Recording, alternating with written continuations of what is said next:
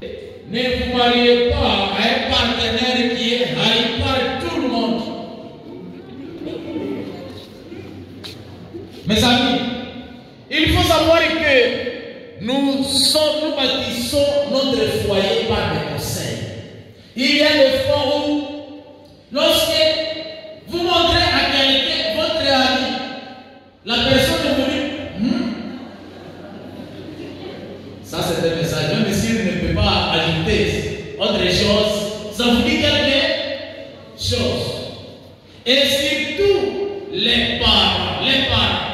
Les parents sont très très importants lorsque vous choisissez, lorsque vous voulez vous engager dans le mariage. Et si ton père, ta mère doute, même s'il ne te révèle pas beaucoup de choses, il à mon avis, moi j'ai dit non. Peut-être il ne faut passer que il a seulement considéré la beauté ou bien comment les parents connaissent.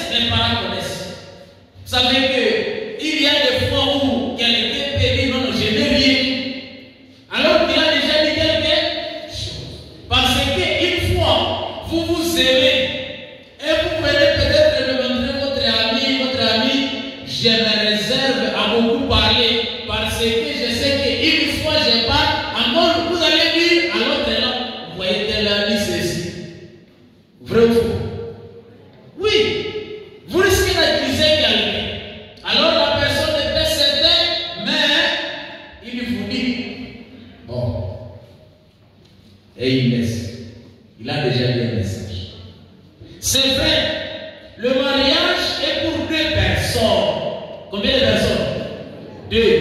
Mais avant de t'opposer, ou c'est la mandat à cause de l'opposition que tu as rencontrée, il faut aussi te poser certaines questions. Et parmi ces questions, pourquoi mes parents, pourquoi mes frères, pourquoi mes soeurs, pourquoi mes amis s'opposent à mon partenaire? Ça, c'est la question que tu dois te poser. Deuxième question. Est-ce que vraiment j'ai puisé toutes les informations suffisantes et nécessaires avant de m'engager? Il y a des gens qui ne se forment pas. Il faut déjà vous poser beaucoup de questions là-dessus. Troisième question, est-ce que j'ai eu un bon moment de discuter ce point vraiment avec les amis, avec les parents, avant que je ne m'engage? Il y a des choses que vous faites dans la semaine et vous pensez que tout le monde sera d'accord. Simple. Vous vous posez maintenant aussi la question. Moi-même, moi qui ai choisi, est-ce que je suis de quelle nature? Je suis de quelle nature? Vous savez que les gens se marient tels qu'ils se ressemblent. Les gens choisissent tels qu'ils se ressemblent. Vous allez voir que vous allez vous marier avec les gens que vous ressemblez. Vous choisissez selon ce que vous êtes. Et maintenant, vous savez qu'un chrétien sincère, on peut lui présenter une fille, voici une fille à marier. La façon dont cette fille se comporte, par exemple, si c'est l'habillement, c'est une fille qui est à petite culotte et comme ça. Les chrétiens, parce que pour lui, il trouve que cette fille ne le ressemble pas. Et les gens se marient tels qu'ils se ressemblent. Mais il y a des gens qui aiment les gens comme ça. Une fille à culotte, on se sent bien. Qui vous promenez presque nu, vous allez aussi vous marier avec des gens qui sont comme ça. Pourquoi mes amis?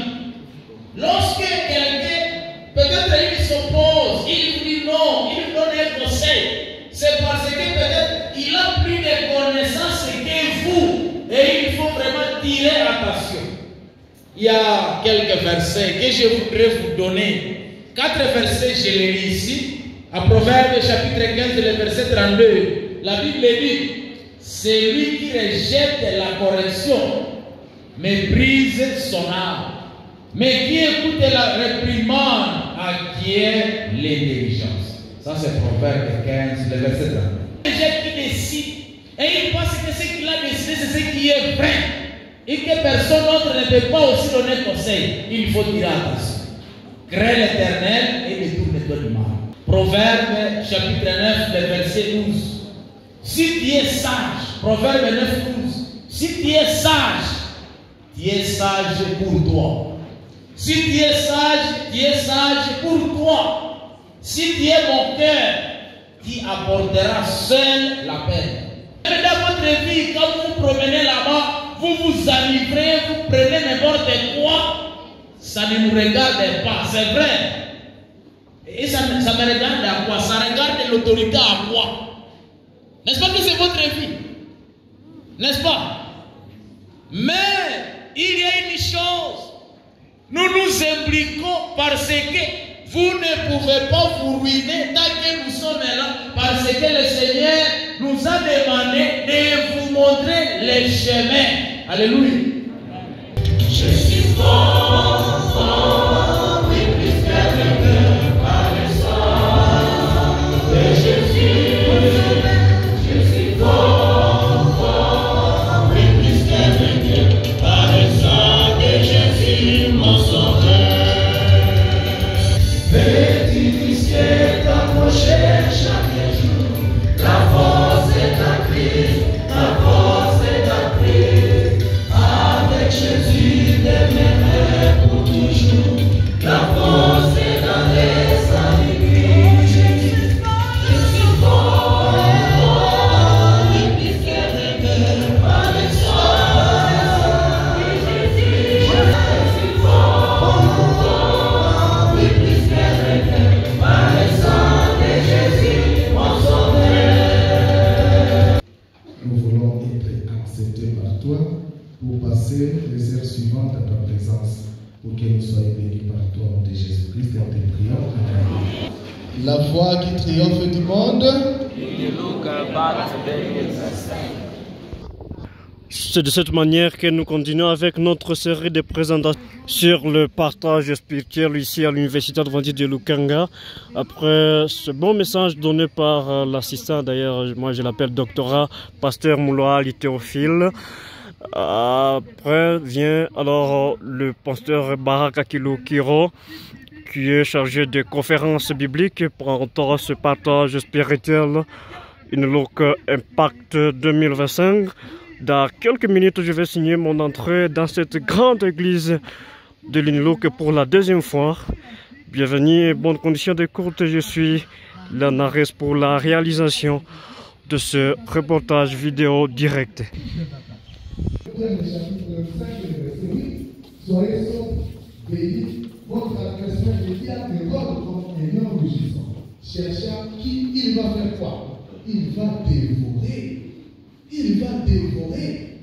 Et le diable ne dévore pas les chèvres, il ne dévore pas les moutons, il ne dévore pas les vaches, il n'a pas affaire aux vaches. Il veut se rassurer que cette humanité est engloutie dans sa bouche. Et les gens n'ont jamais compris pourquoi on doit dépenser beaucoup d'argent pour l'évangile, prêcher les gens. C'est parce que cette humanité est la guerre. Ceux qui se sont déjà enrôlés du côté du Christ doivent aussi s'organiser pour faire face dans cette guerre. Et pour réussir, on nous a proposé une organisation de notre armée spirituelle pour que nous puissions faire face à cette grande bataille que le diable est en train de livrer. Quand vous lisez à Ephésiens 6, le verset 11, Paul nous dit, revêtez-vous de toutes les armées de Dieu afin de pouvoir tenir ferme contre les ruses du diable. Il cite là-bas 6 armes différentes que nous sommes appelés à tenir dans cette guerre. Et il a formé la vérité pour sortir. Revêtez la cuirasse de la justice.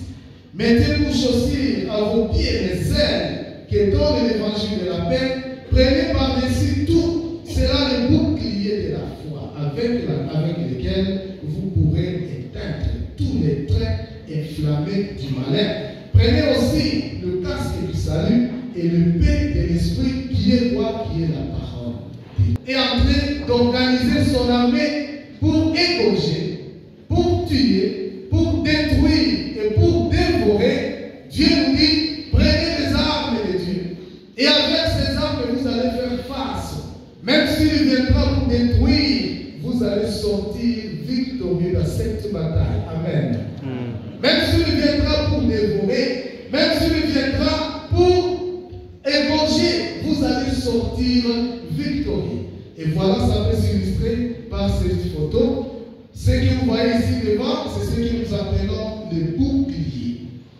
C'est toujours en avant, même si l'épée est là, même si le casque du salut est là, même si la ceinture est là, même si on est bien vêtu avec des chaussures, mais on dit par-dessus tout, par-dessus tout. Parmi les 6 armes que cite Paul, il dit prenez par-dessus tout. Et quand vous voyez ce concept ici, les dessus, ça veut dire, ça manifeste une supériorité de cette arme au-dessus des autres armes spirituelles. Et c'est pourquoi lorsque nous voulons parler du bouclier de la foi, nous sommes en train de parler d'une armée par excellence. La Bible dit que c'est une arme qui est excellente, qui est au-dessus de toutes les autres armes. Et pourquoi? Le bouclier est placé au-dessus des autres armes et qui est comparable à la foi. C'est parce que sans la foi, d'autres armes ne peuvent pas fonctionner. S'il n'y a pas la foi, même la vérité sera nulle. Même le salut, il n'y a pas de salut sans la foi. Parce que la foi, c'est comme la main qui prend et qui tient toutes les promesses et les bénédictions que Dieu nous donne. C'est ce que nous sommes en train d'appeler la foi. Pourquoi nous devons accepter Christ et notre foi doit être orientée par lui? C'est ce qui est écrit à Jean 10, le verset 10. Jésus lui-même a dit, les voleurs ne viennent que pour dérober, égorger, détruire. Mais moi, le Christ, je suis venu afin que les brebis aient la vie et qu'elles soient dans l'abondance. Je suis le beau berger, parce que le beau berger donne sa vie pour ses brebis. Dieu qui pardonne, qui relève les péchés, il est pour ces personnes,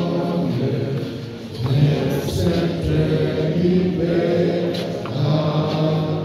Mon seul sauveur, je te remercie pour ta miséricorde. Ton pardon et ton amour.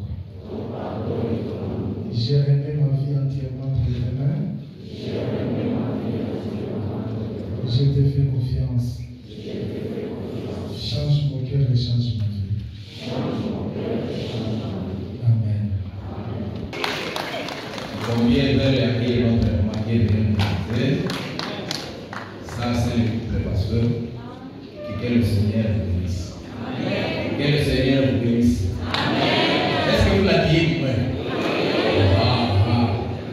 Nous vous accueillons, maman, nous vous accueillons, papa, nous vous accueillons. Prospérine.